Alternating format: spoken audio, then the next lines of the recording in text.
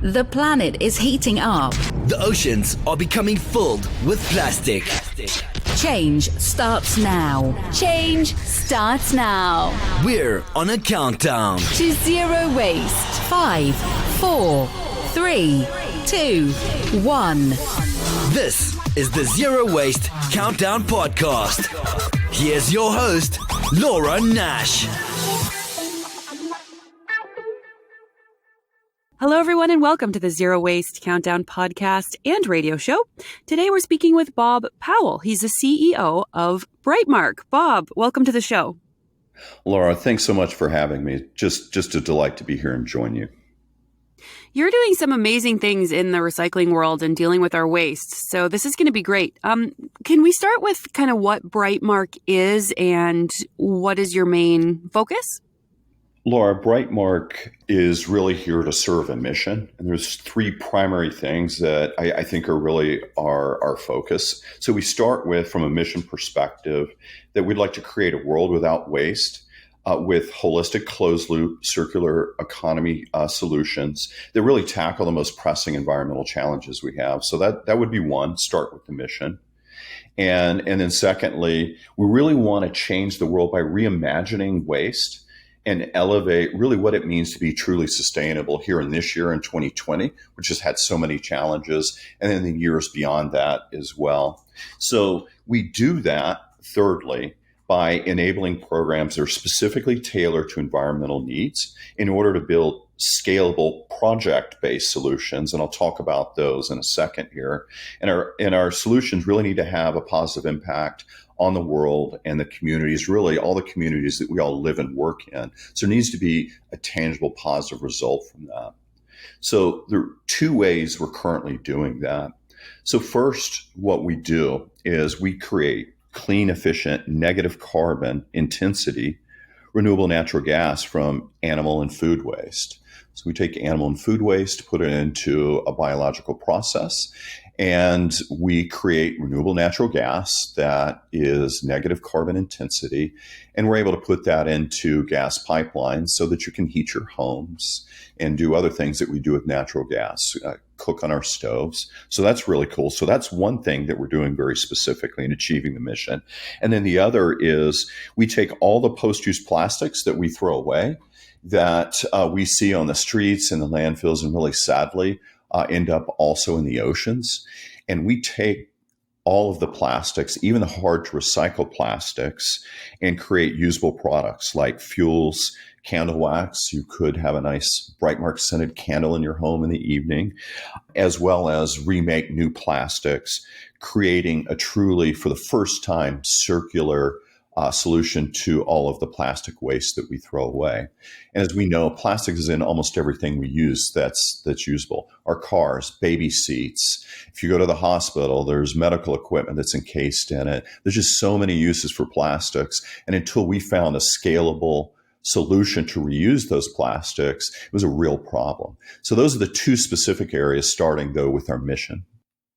So if you're listening, you probably have been frustrated before by your own recycling, like curbside recycling, because I know I am, that they usually can only take certain types of plastic. So usually those film bags aren't accepted. And like you said, things like car seats and different things, right? Our recycling is a really good program, but it's still limited with what we can send in, and everything else kind of has to go to the trash, which is frustrating. So it's very cool to see this sort of like catch-all solution. So I want to talk a little bit about the plastic and how you're doing this. So you're turning it into a fuel, and then you said candles as well? Like how does that work? On the candle wax side, one of the byproducts, one of the heavier products that we get out of our process where we heat up the plastics that we throw away, is paraffin wax. And so we have the paraffin wax that we treat. We can make and sell to folks that sell candles to you and the rest of us for our homes. This is a really cool process. The other products, in addition to candles and candle wax and paraffin wax that we produce, are fuels. Fuels like environmentally friendly ultra-low sulfur diesel. And we also produce feedstocks that can be used to put into gasoline, for example. And the other thing that's really neat too is our process also allows us to remake plastic. So we can recreate with some of the liquids that we produce the materials to turn them back into plastics again. So truly creating a circular economy. And what's interesting about our technology is not only are we able to create usable products, we can do it at a global scale. It was the first time that really that has been done before. And our technology was invented 15 years ago, and they figured out how to do it so we can solve it globally in a very scalable fashion. So is the fuel, it's kind of like adding, you know how we can add corn ethanol into our fuel and kind of like dilute it, but it still needs the regular fuel. Is that kind of how this plastic waste is turned into fuel? It can be added to regular fuel, or can it be used kind of completely on its own? The fuels that we produce, for example, include ultra-low sulfur diesel. That fuel actually does not need to be blended in order to become usable low sulfur diesel. We can actually produce jet fuels as well. They're fully usable too. The one product that we produce called naphtha actually will be blended in to make gasoline, but is also a feedstock that you can use as an ingredient to remake the plastic. So some of the products we produce go straight away right into the finished product.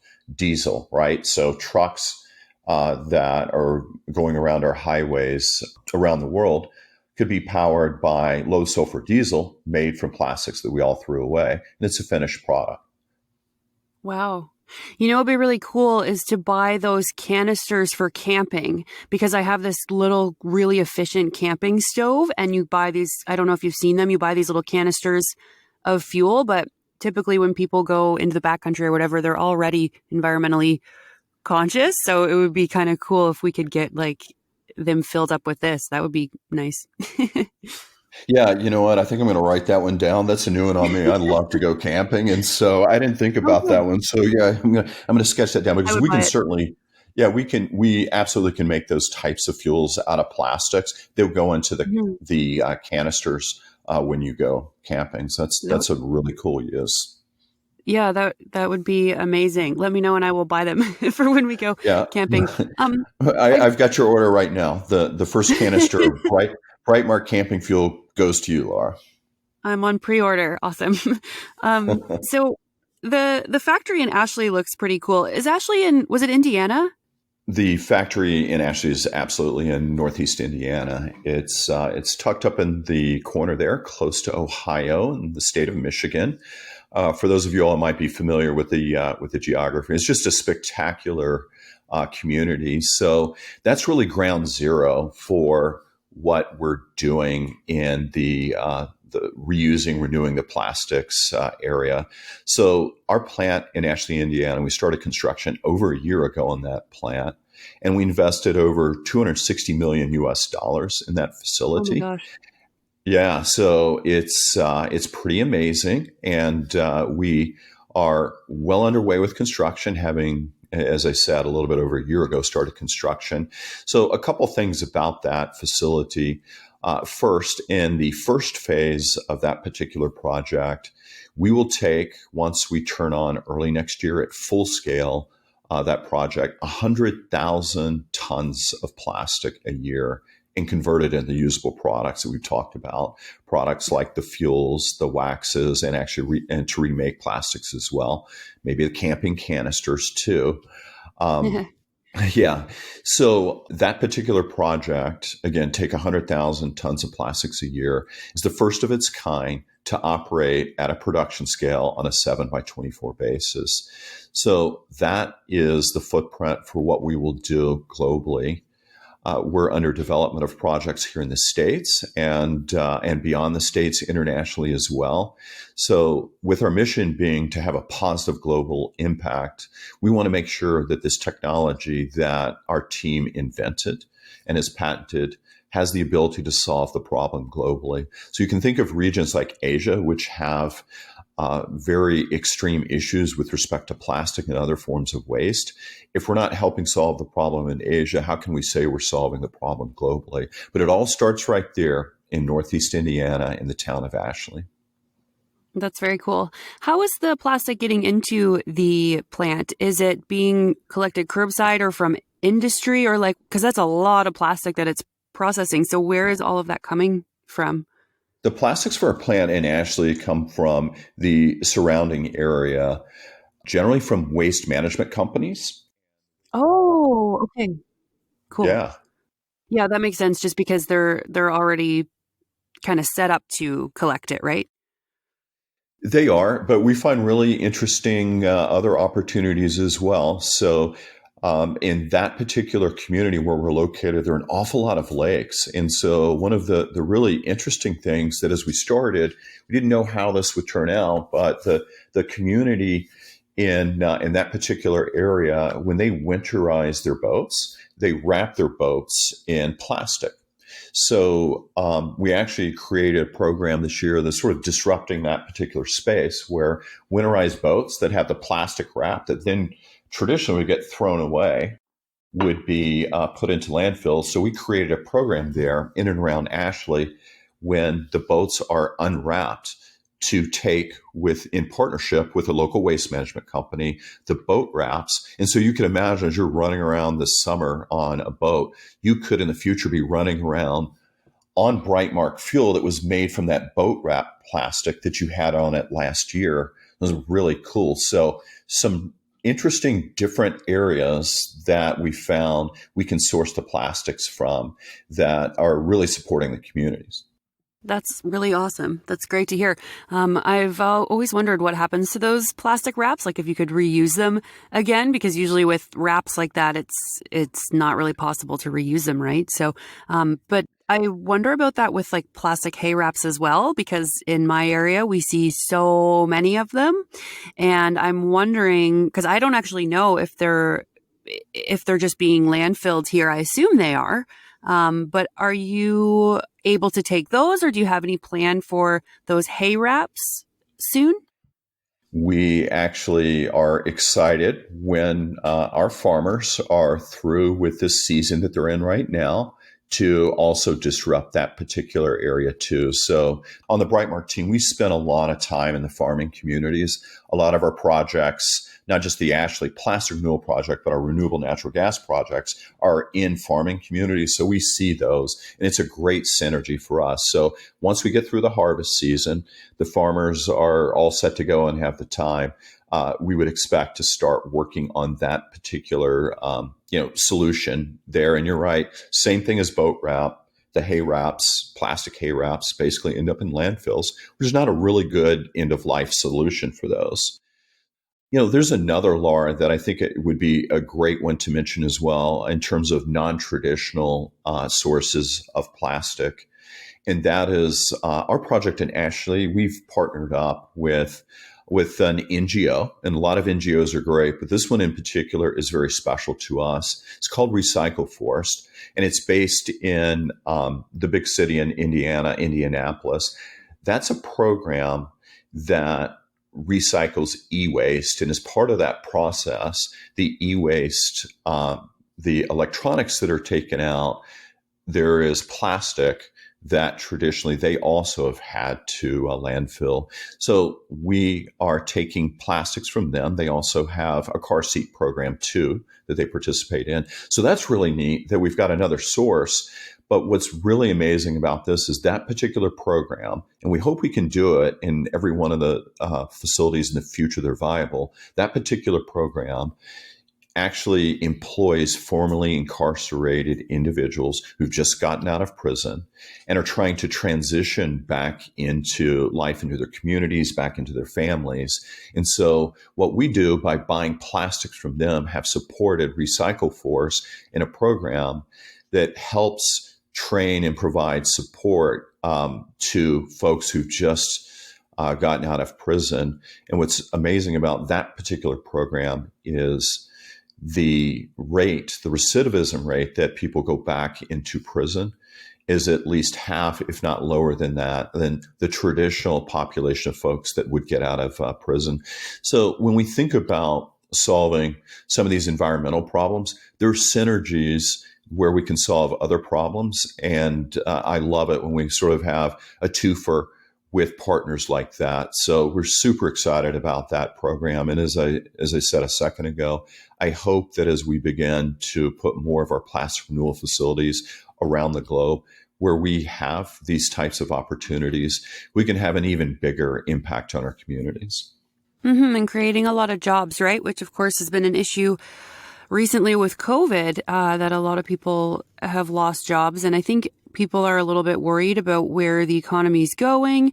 And with all our information and our tech and everything, sometimes jobs are left behind. But then there's, of course, new ones that are created as we move on in the future. So I think that this should be a good job opportunity as well. And especially if you can kind of your plan is to rebuild a version of the plant in Ashley, like in other countries, right? Yes, our plan is to sort of, if you will, cut or copy and paste Yeah. the same technology and program in other communities globally. As we move forward, we actually are looking at generally a size a bit larger, starting at about 4 times the size of Ashley in our communities. In fact, for some who may have followed us, or if you haven't, we actually initiated here in the States a process of selecting that next set of sites here in the U.S. to build our next set of facilities. And generally, those are going to take about 400,000 tons of plastics or more a year out of the landfills and the oceans and the waterways.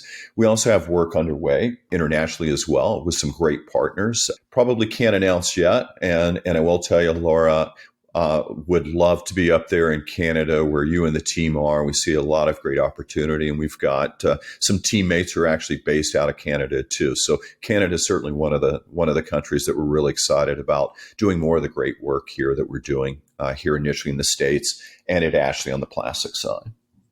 Oh, that's good. Yeah, we love to have this up here. We don't have as much of the population, but certainly just driving around, you can see that we do have a big plastic problem here in Canada as well. You just kind of have to get out of your car to see it, which sometimes I think maybe people just don't realize that it's there. But when you're out walking around and, looking in the ditches or the waterways, we definitely have a big problem with it.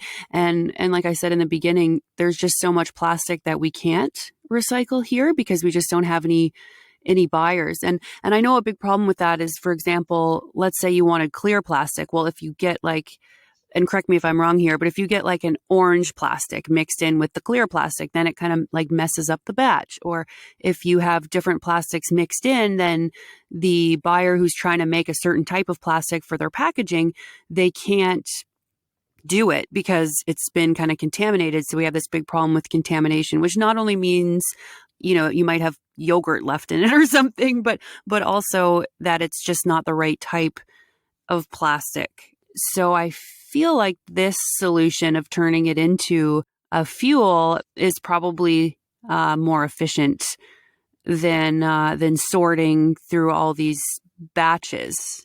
Yeah, Laura, I mean, the point that you raise in terms of mixing different types of plastics has traditionally been a big issue. And the reality is only 9% globally, and it's generally the same almost in every country, of plastics that we throw away actually are being recycled and feasibly could be until our technology was invented 15 years ago.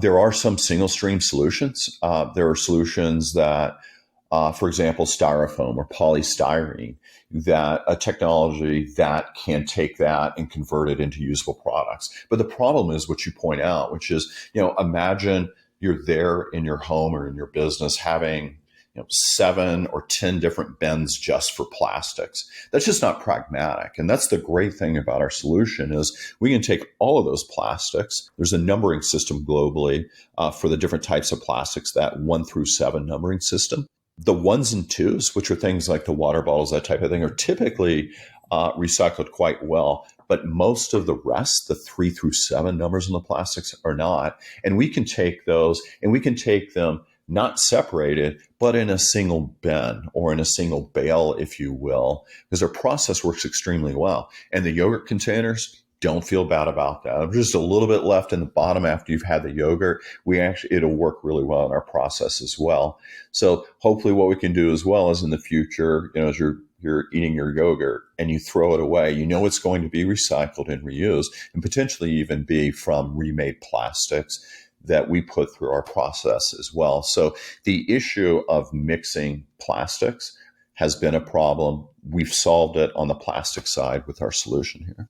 Yeah, that's great. And I saw that you're also capturing methane and turning that into a renewable natural gas as well. So is that when you are taking the plastic and heating it up and pelletizing it? Is that where the methane is coming out?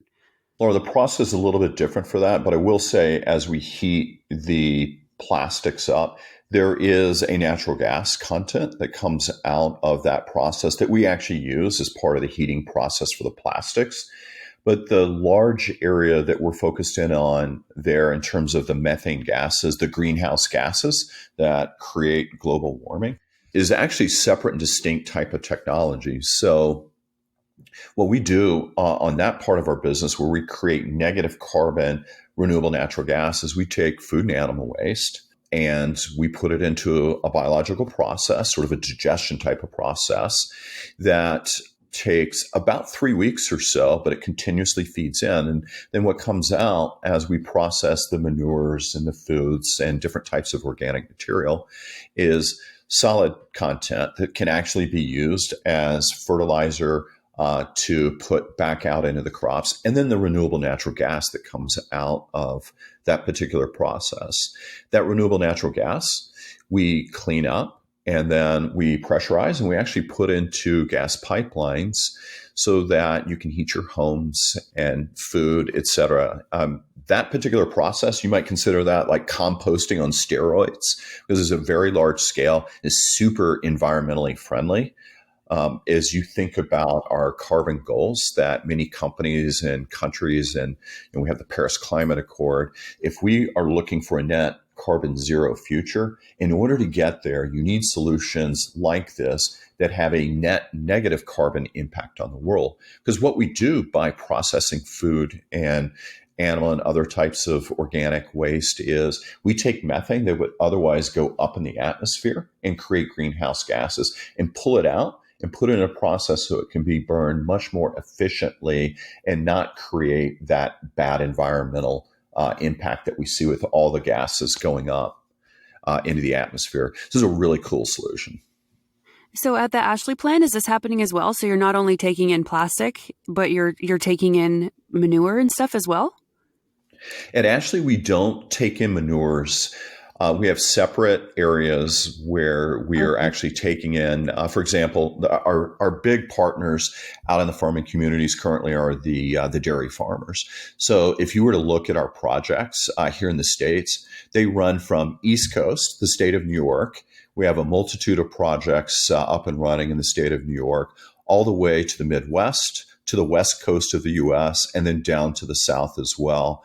So those are projects where we're in the farming communities and we install oftentimes on the farm or adjacent to the farms that are producing the manures or other types of crop waste as well.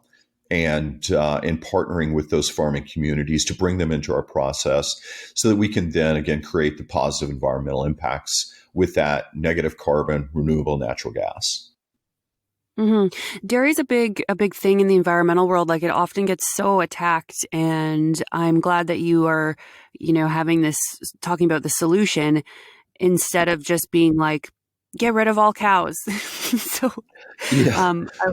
I like that you're thinking about, managing the waste instead of the other way. I mean, exactly. Seriously, a lot of us, some of us are lactose intolerant, but a lot of us use so many different dairy products and other forms of products. And, one of the things that, I think is really important is when we use that term reimagine waste, it's always good to be really thoughtful about what we're doing. Instead of like banning the cows, maybe there's a better way to do it with the cows. And that's part of what we're trying to do is find solutions that don't make it an either or proposition, right? You have to choose between something you really love or a better environmental impact. So what we have here is sort of a win-win. The cheeses, the yogurts, the milks and all the ice cream, all those kind of products that we love on the dairy side of things. We can still do that, but then help prevent a lot of the bad environmental outcomes that the manures associated with that process create. Hmm. And the other thing too is, our partners, like our farming partners, we can actually help by providing an additional revenue stream to those farmers, and those great communities of people who serve us have been really challenged, even before COVID, but certainly during COVID. The dairy farmers and our other farmers out in the communities have economically had changes. So we can allow those of us that really love some of those great products they produce in those communities to do an environmentally really good thing, and also support economically our farming communities that I just don't think we want to have go away. So it's a real great solution by just thinking about reimagining how we handle waste. Yeah, that's wonderful. Well, Bob, I'd like to know why you're personally interested in sustainability and our issues with plastic, because it seems like you have got a lot of money put into helping the world deal with the waste. So can you tell us a little bit about your personal interest in this kind of stuff? Laura, my personal journey, as I really reflect on it over the years, started back. It's almost, as I think about it in a timeline, like when my oldest, my son, who's now out of college, when he was 4 or 5 years old, I made my first trip internationally to help a client of mine out in Indonesia. And I remember first time, never really traveled internationally at all. I get off the plane. I hop into a taxi, go to my hotel in Jakarta, and we're going through side streets, and I see kids playing in open sewers, and yet they were happy, and I don't think they really reflected on it. And yet I looked at that, and that was sort of the beginning for me. It's like, wow, you mean there are really bad things like this? Like, I would never think of my son, Sean, running around like that. And again, of course, the kids were super happy out running in the streets. That was probably the seed of it. And then I spent much of my career working in the energy industry. And I had clients originally before I started getting actually non-clients and working inside of utilities that built power plants. But I had clients that built power plants that were coal-fired power plants. And the ash ponds, after they burnt the coal, were there. And then I started looking at environmental reports that environmental engineers wrote. And it really, really troubled me that we were creating, to produce power and other forms of energy, some really bad problems that most of us didn't even know about. And it just stunned me when I read environmental reports. So as my career progressed and my son, Sean, got older, I think my maturation around these issues made me incredibly passionate about it. And I had the good fortune of working with an environmentally forward-thinking power and gas utility in the state of California here in the U.S. And I think that was the final culmination of, you can do these things differently, and not just create problems for future generations to deal with. And then finally, I left that utility because I wanted to do it myself and create teams that were passionate about solving these big problems. So that's really the personal journey that got me into this. And it's more than money. It's a passion. We all have choices. And for me, my choice is to do great things. And sure, we want to be successful economically, but my biggest passion is to do things that when I look back a few years from now, I feel really good that I and we at Brightmark and the rest of us solving these problems tackled. Oh, that's awesome. Well, this is great. Brightmark sounds really awesome, and I'm really happy to talk to you about this. Really cool to see that you are able to turn this into fuel and turn some of the more difficult plastic back into plastic and all these different things. What is your website? It's Brightmark. It's pretty simple. It's just simply brightmark.com. And you'll find a lot of really interesting things in there. I spoke about the Recycle Force partnership we have with the formerly incarcerated individuals and the great things they're doing, and we're partnering with them. You'll find out information about that. You'll get a little update on the construction of the project in Ashley, Indiana, a little time-lapse photo, and some other really cool info too in terms of our goals around pulling plastics out of the environment, greenhouse gases, CO2 out of the environment. So, if you're interested in these topics, you might find it to be a really good resource to go to. And perhaps if you like what we're doing, you can track our progress and cheer us on from the sidelines, or maybe even help us get this stuff done. Oh, you're on Instagram too, I see too. So you can find them on Instagram, Facebook, Twitter, everywhere. So yeah, and the website's great, by the way. The pictures are fantastic. And I didn't even know that there was such a thing as renewable natural gas. So it was very cool to learn about that. Yeah. So yeah, you can check your website, brightmark.com. Really awesome to see what you're doing. So thank you, Bob. Laura, thank you so much. It's just been a delight to speak with you. Thank you very much. That was Bob Powell. He's the CEO of Brightmark. Change starts now. This is the Zero Waste Countdown Podcast.